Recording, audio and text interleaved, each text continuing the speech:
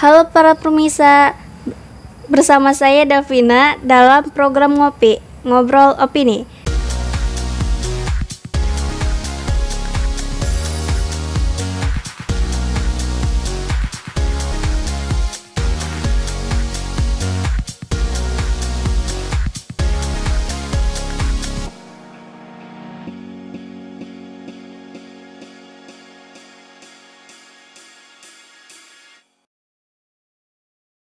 Saat ini saya bersama dengan Teh Hani, penulis dari opini tentang HUT Kabupaten Serang yang dirayakan beberapa waktu yang lalu.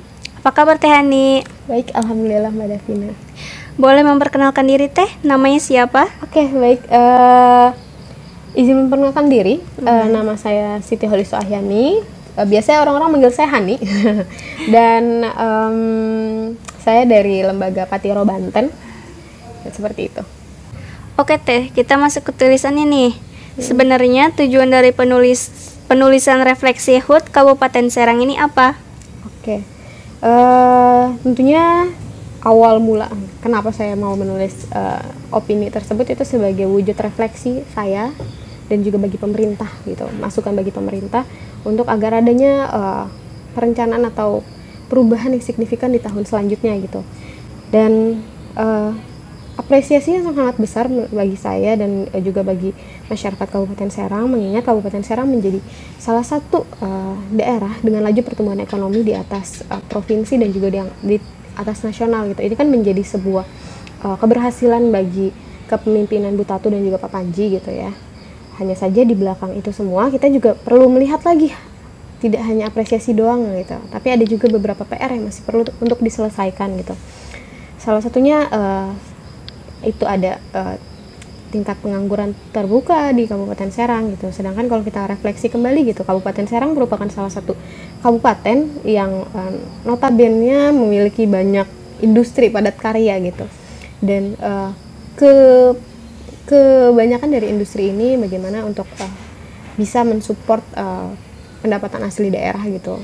Karena jika berbicara tentang anggaran pemerintah daerah gitu, Kabupaten Serang itu masih selalu terkendala dengan keterbatasan anggaran gitu, sehingga ini perlu untuk kita kaji bersama gitu, bagaimana untuk adanya peningkatan anggaran dan dapat diselesaikan berbagai macam persoalan gitu.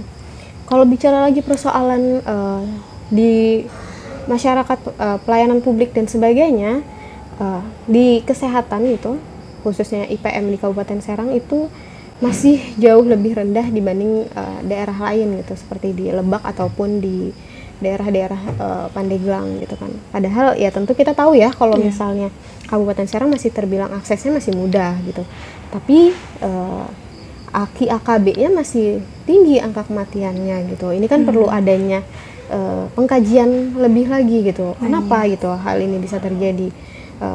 Menurut pendapat saya, ini bisa diakibatkan mungkin karena akses dari puskesmasnya ke masyarakat gitu. Cuma kan kalau aksesnya secara infrastruktur jalan sudah baik gitu. Nah, mungkin ini ada perlu adanya pengoptimalan terkait paraji atau apa, itu perlu ada yang namanya kesinambungan kayak gitu. Nah, ini yang perlu sama-sama kita kaji. Nah, tidak hanya di kesehatan gitu, karena kalau misalnya tadi ngeliat kesehatan, angka kemiskinannya tinggi, angka kematiannya juga tinggi. Apakah ini menjadi permasalahan gitu kan? Maksudnya ini kan menjadi permasalahan yang serius, tapi kemudian bagaimana pemerintah bisa meminimalisir kemiskinan dan juga agar bisa angka harapan hidup orang itu lebih tinggi lagi gitu masyarakatnya. Kemudian kalau kita ngeliat dari IPM juga, pendidikan di Kabupaten Serang ini menjadi permasalahan yang kompleks gitu Mbak Devina. Karena kayak kalau kita ngeliat dari segi infrastruktur di Kabupaten Serang itu masih ada data dari Patiro sekitar 2018-2019 itu masih ada 3.000 ruang kelas rusak.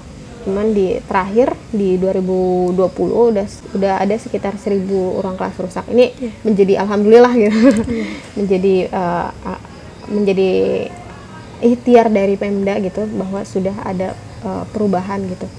Tapi kan kita bisa lihat ya, maksudnya setelah ada udah ikhtiar cuma belum terselesaikan nih. Ini kan juga masih menjadi PR gitu ya, PR bagi pemerintah daerah gitu. Dan dari tingginya angka ruang kelas rusak ini tidak selaras dengan anggaran yang dikeluarkan oleh Pemkab Serang gitu. Mengingat Kabupaten Serang masih tinggi angka ruang kelas rusaknya, namun untuk komitmen gitu untuk menyelesaikan ruang kelas rusak ini cukup minim gitu.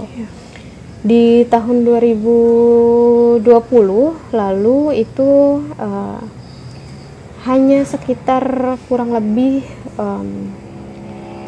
sudah lewat dari 20%. Hanya saja pada saat itu anggaran tersebut banyak yang direalokasi itu ya untuk kesehatan dan sebagainya gitu. Nah ini juga menjadi PR pemerintah jadinya, karena harusnya ini selesai di target ini untuk RPJMD tahun lalu di sebelumnya episode kepemimpinan sebelumnya.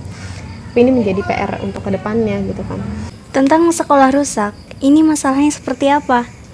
Oke, untuk sekolah rusak itu permasalahannya kompleks ya, Mbak Devina. Jadi dari hulu ke hilir gitu, tidak hanya semata-mata pada keterbatasan anggaran gitu, tapi juga dari persoalan lelang, kemudian dari pengadaan barang dan jasanya gitu, maupun dari tingkat kesadaran masyarakat gitu untuk pemeliharaan sekolah gitu. Karena kan selama ini masyarakat hanya menganggap bahwa sekolah ya hanya milik pemerintah gitu, padahal ya sekolah bagian dari milik masyarakat, karena kan yang menempati dan yang menjadi penerima manfaat juga masyarakat gitu, meskipun memang ditanggung jawabin oleh pemerintah daerah sebagai bentuk dari pelayanan publik gitu ya Mbak ya. Selama kami Patiro Banten melakukan dialog-dialog bersama dengan pemerintah daerah selalu mengeluhkan terkait keterbatasan anggaran gitu. Nah, keterbatasan anggaran ini saya rasa banyak ya di daerah lain juga yang merasakan hal yang sama gitu. Hanya saja mungkin bisa adanya strategi-strategi khusus untuk adanya penyelesaian ruang kelas rusak gitu. Sebenarnya Patiro Banten juga sudah membuat roadmap kajian percepatan penyelesaian ruang kelas rusak gitu. Sebagai penutup Teh, apa rekomendasi untuk pemerintah Kabupaten Serang? Oke, sebelumnya setelah saya sampaikan gitu rekomendasi yang dari Patiro Banten inginkan bahwa adanya kita sama-sama lah coba terapin roadmap kajian itu percepatan penyelesaian ruang kelas rusak yang setelah Patiro Banten usulkan gitu dengan pemerintah daerah.